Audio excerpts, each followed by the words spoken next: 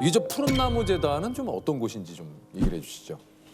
원래 청소년 폭력 예방 재단의 이름을 폭력을 빼고 그냥 푸른나무 재단으로 해서 더 활동 범위를 더 넓히신 넓고 거군요. 예. 문화적인 활동으로 바꾸기로. 지금 내 얼굴을 합성을 해서 사안 처리 절차 먼저 안내드릴 수 있을 것 같아요.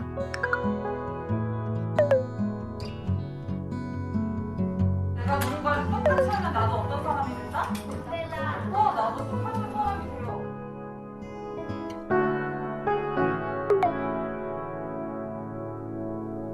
아니 그 재단 활동 이전에는 원래 회사 생활을 하셨다고. 아 예.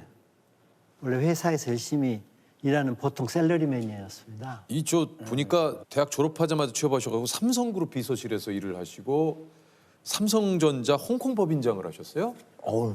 어우, 이 삼성전자 입사했다가 비서실 가서 여러 가지 또 일을 했고 중국이 우리가 92년도에 국교가 그렇죠. 소개됐어요. 예. 85년도에 홍콩에 둥지를 틀고 중국에 엄청난 물건을 많이 팔았습니다. 우리 경제 발전에 많은 그 기여를 했죠 우리가. 큰 시장의 이런 중책을 맡으신 거는 그만큼 이 사실 회사에서 엄청나게 큰 신망을 좀 받았다는 얘기인 것 같은데 이 홍콩 법인장이 입사 10년 만에 되셨다면 이게 굉장히 빠른 진급 아닙니까? 아니 뭐 그렇게 뭐 유능하고 뭐 훌륭한 사람은 아니 아니지만 그러니까 10년 만에 이렇게 홍콩 법인장이 되시죠. 나름 뭐 열심히 하는 스타일이 제가 밤낮을 가리지 않고 주어진 책임은 끝까지 완수를 하는 그런 스타일이었고. 근데 이렇게 20년 넘게 회사 생활을 하시다가 갑자기 회사를 그만두고 재단을 만들게 된 이유가 있으시다고요? 네, 그런 1995년, 그러니까 27년 전에 제가 사랑하는 아들이 있었는데 네. 아들이 16살 때, 고1 때 네. 학교 폭력으로 자기 삶을 스스로 마감했어요. 아드님께서요? 너무 엄청난 일이 있어서 그 뒤로 모든 직장을 벗고 나와서 이 학교 폭력 예방 활동에 뛰어들게 됐죠. 그런 계기가 있었습니다. 아들의 뭐 죽음을 이렇게 얘기한다는 게 자랑도 아니고 얼마나 그 가슴 아픈 부모로서 힘든 일인데 그리고 뭐 교통사고나 병으로 잃는 게 아니라 스스로 아파트에서 투신을 해서 또 죽은 게 아니라 5층에서 뛰어내려서 어떻게 살았어요. 자동차가 떨어져 다시 걸어가지고 아파트 앞쪽으로 다시 걸어 올라와서 다시 몸을 투신해서 그 스스로 16살 그 아이가 죽었을 때 그 부모의 심정은 이루 형언할 수가 없는 거예요. 저는 평생 그 아들을 가슴에 이렇게 대못을 박듯이 묻고 살게 된 계기가 됐죠, 그게. 어린 학생들을 학교에 보내기가 두렵고 또 혼자 거리에 내보내기가 불안해진 우리 사회. 여기에다가 이젠 학생 폭력 행위까지 그 그렇지만 심각성을 정작 더해가고 학생들은 있습니다. 실제 학교 폭력은 그보다 실제 폭력은 더하다고 말합니다. 무관심과 무대책 속에 방치돼 있습니다.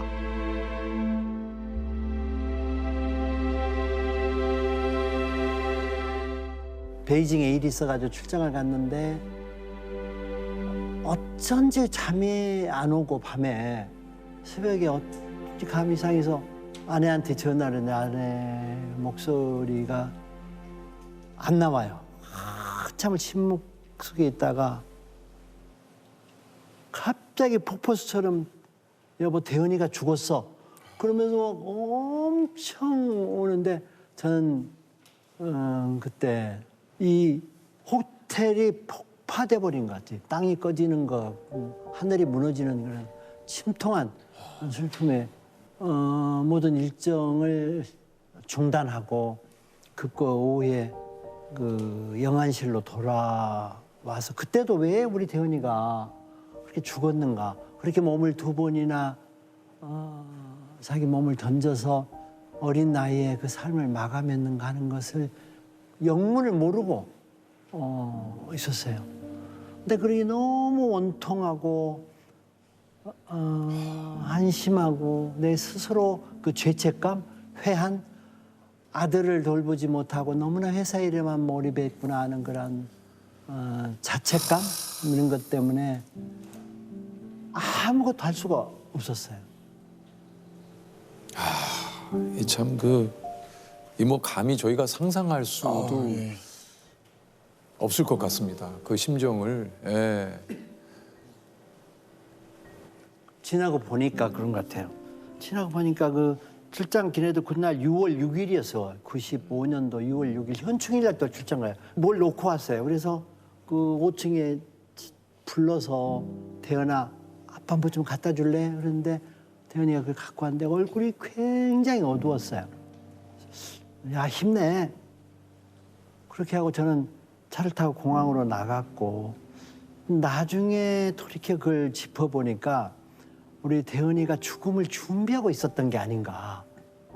그래서 그날 그 밤에도 6월 8일 날 대은이가 투신을 했는데 6월 8일 날 낮에는 자기 엄마가 슈퍼를 보는데 슈퍼를 찾아와서 엄마가 물건 산 것을 이렇게 조용히 들어서 집에다가 그 물건을 놔주고 인사를 하고 나갔는데 그게 엄마에 대한 마지막 자기 나름의 효도가 아니었던가. 그래서 자기 나름대로 스스로 자기 삶을 이렇게 정리했고 모든 신변을 깨끗이 정리했더라고요. 죽은 다음에 보니까 모든 물건들이 정리되고 일기장도 정리되고 노트 이런 게 정리가 돼서 더 어머니로서 아버지로서 진짜 비통한 그 마음, 무엇이 우리 아들을 죽음으로 이르게 했던가라는 그 통안의 슬픔이 늘 깔려 있었죠. 그 전까지는 아드님이 뭐 어떤 상담을 요청했다거나 그런 일은 없었습니까? 있었어요. 있었는데 학교 폭력을 당했다는 것에 대해서는 구체적으로 그 핵심을 몰랐고 옷이 구겨져 오고 흙 찢어져 오고 흙을 묻혀 오고 안경이 부러져 오고 얼마나 상처를 받고 와서 태연아 도대체 왜 얘가 덩치가 커요. 태연이의 팬클럽이 있었어요. 5개나 있었는데 학교에서 반장도 하고. 네. 근데 그 상급생들로부터 많이 맞았던 것 같은데 그 얘기를 하지 않고 6개월을 지나다가 깡패들한테 걸려서 맞았다.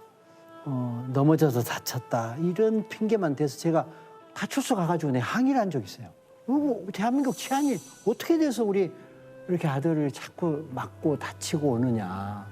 대현이는 그게 아니고 그 밤에 삐삐가 오면 풀려나가서 뭐 놀이터에 가서 또 노래방 가서 그렇게 많이 힘든 시간이 계속 반복돼 왔던 것 같아요. 그러니까 입학에서부터 몇 달이 이렇게 지속된 거죠. 그러면 학교 폭력이 있다는 것을 나중에 아시게 된 거군요. 그렇죠. 영안실에서 그 때린 가해들이 나타나서 대현이 죽어서 골치 아프게 생겼구나. 그래서 술 취해가지고 행포해를 부렸고 그보다도 결정적인 증거는 그 대현이가 삐삐가 있었는데 삐삐로 계속 문자가 와요. 천사야 잘 가라 미안해 도와주지 못해서 미안해 그런 그 문자가 끊임없이 몇 달을 왔어요. 그래서 대현이가 그 폭력을 쭉 당해왔다는 사실을 알게 됐고 상급생한테 그 폭력을 이렇게 당했는데 그 사실을 진실을 아빠한테 말하지 못한 거예요. 그걸 말했다가는 선배들한테 더 힘들까 봐 무서워서. 그 가해자들은 그 처벌 안 받았습니까? 그러기 전에 또 우리 대은이 친구들을 불러다가 또 그 애들이 가해자들이 엄청 팼다는 사실을 알았어요. 그 친구분들을 또 내가 이제는 이건 내 도저히 참을 수 없다.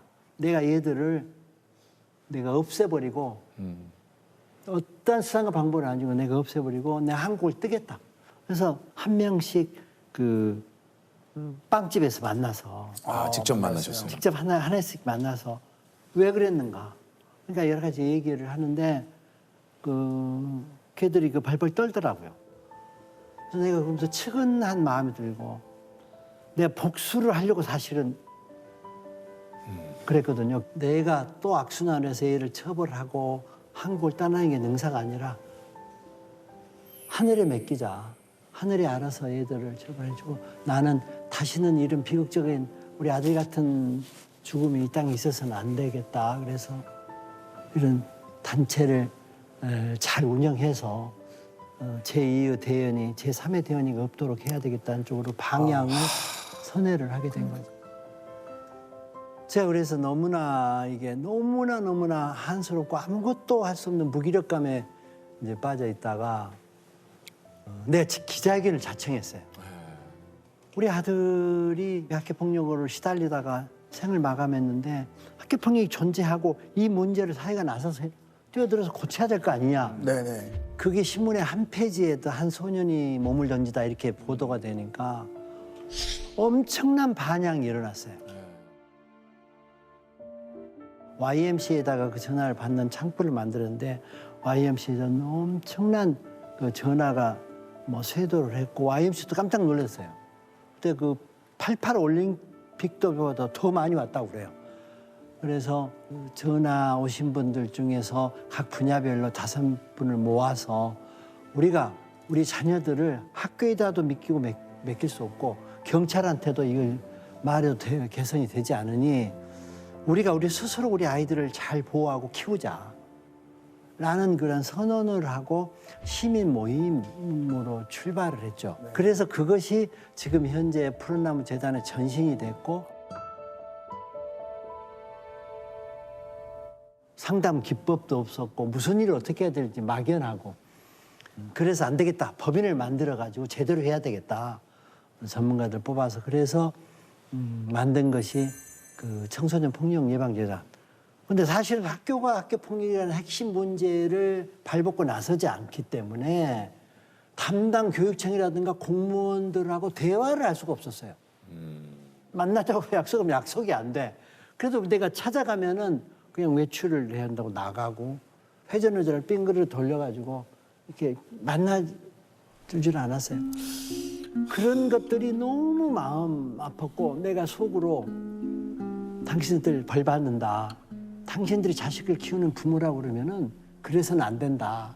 라는 얘기를 하면서도 꼭 참고 정말 그런 것들이 힘들었지만은 내가 아들의 죽음이라는 것을 겪은 아버지로서 그럼 내가 그럼 내려놓으면은 나는 뭐냐.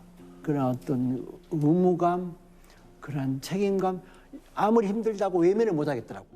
특별법을 제정하자는 게 들끓었어요, 여론이. 그래서 우리가 서명을 받기 시작했어요. 그래서 서울역 앞, 시청 앞, 서울대학교 거리 47만 명을 받아가지고 국회에 법을 제정해달라는 청원을 하니까 10개월 후에 드디어 법이 제정됐어요. 관련 법률이 제정이 됐군요. 예, 그 법이 지금 작동되고 있는 학교 폭력 예방 및 대책에 관한 법률이에요. 그게 2004년에 제정됐어요. 야, 이것을 그 오랜 동안 그 노력을 하셔서 2004년에 네. 이 법률이 드디어 이제 제정이 됐군요. 그렇습니다. 그러니까 이게 재단 운영도 이제 저 사비를 들여서 뭐 이제 주변에 또 도움을 받아서 이렇게 또 운영을 하셨고 어떤 교육 당국의 무관심 그러니까 이런 것들을 또 환기시키고 네. 여론을 조성하고.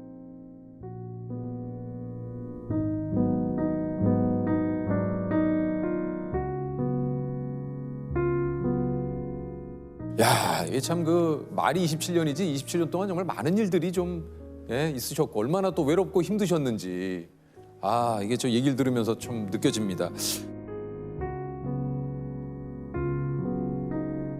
이렇게 노력을 하셨는데도 2011년에 좀 안타까운 사건이 있었다고 그래요. 그러니까 사실은 그 법이 있음에도 불구하고 학폭법이 있음에도 불구하고 그 잘 작동이 되지 않고 있다가 2011년에 대구의 권모군을 기억하실 거예요. 권모군이 유서 5장을 남기고 스스로 또 목숨을 끊은 사건이었는데 그 유서가 우리 사회에 엄청난 파장을 가져왔어요. 아빠 죄송해요 그러면서 유서를 쓰고 그 아이가 죽었는데 그게 세상에 엄청난 파장이 와서 당시 총리가 나서서 특별 담화문을 내고 그때부터 이 법이 강력하게 작동되기 시작한 게 2011년이에요. 아 그렇군요. 그러니까 우리 정부가 비로소 그 법에 의해서 일하기 시작했고 그 결과 지금에는 많은 시스템이 갖춰져 있음에도 불구하고 이제 근래도 끊임없이 맞습니다. 문제가 참. 있죠. 혹시라도 어딘가에서 학교 폭력 때문에 괴로워하고 있는 우리 학생들이 있다면 우리 학생들에게 좀 어떤 얘기를 해주고 싶은지 그리고 우리 학생들이 좀 어떻게 하는 게 좀 좋을까요? 도움을 청하라. 도움을 청해야 맞습니다. 되지 네네. 그대로 혼자 해결하려고 하지 혼자 마라. 해결하려고. 혼자 해결하면 예. 할 수 있는 문제가 아니다. 맞습니다. 그렇죠. 예. 손을 내밀어라. 엄마 나 이런 일이 있어. 아빠 나 좀 도와주세요 이런 일이 있어요라고 말을 해야 되고 또 그게 정이 어렵고 그렇다고 그러면은 저희 같은 전문 기관이 있기 때문에 1588 9원의 8이에요. 9원의 8 도와준다는 9원의 8 9128이니까 전화를 해서 선생님 저희가 이런 어려움이 있습니다. 학교 가기가 두려워요. 무서워요. 저를 도와주세요. 그러면 저희 전문 상담원들이 있어요. 저 진짜 지금 얘기하신 대로 절대 혼자 해결하려고 하지 마시고 꼭 주변에 도움을 구하시기를 얘기를 드리고 싶습니다. 참 그동안의 공로를 또 이렇게 인정을 받으신 건지 2019년에는 이제 아시아의 노벨상이라고 불리는 막사이 사이상. 축하드립니다. 네. 예. 그래 좀 뜻밖의 그런 큰 상을 받고 네. 뭐 훈장도 받고 뭐 인수상도 받고 했지만 그게 중요한 게 아니고 누군가 이런 걸 지켜보고 묵묵하니 우리를 응원하는 사람이 이 세상에 있구나. 그래서 그 막사이상 통보를 받고 나서 혼자 그 뒷산을 쭉 걸으니까 눈물이 나더라고요. 네.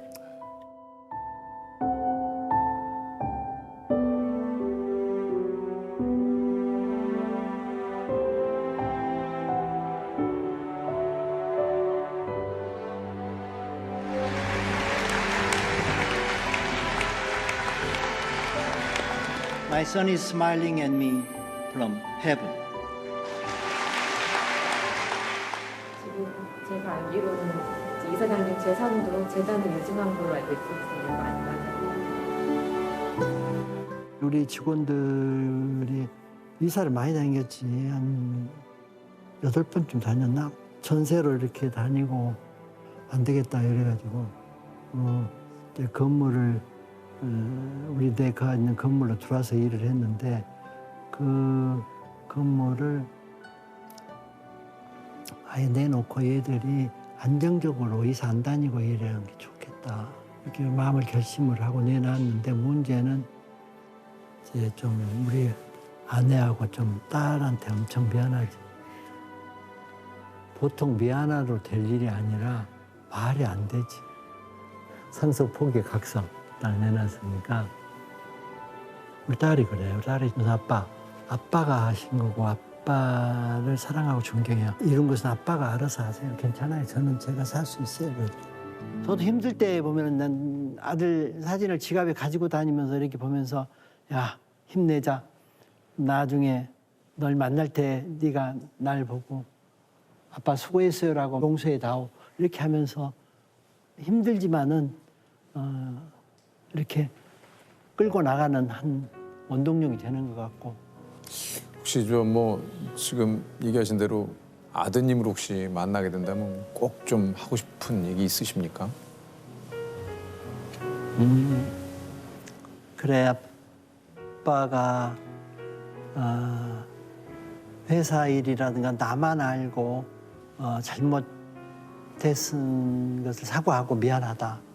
그렇지만은 너 간 다음에 많은 아이들을 구했고 그랬으니 네가 조금 이제 날 보고 웃어줬으면 좋겠다.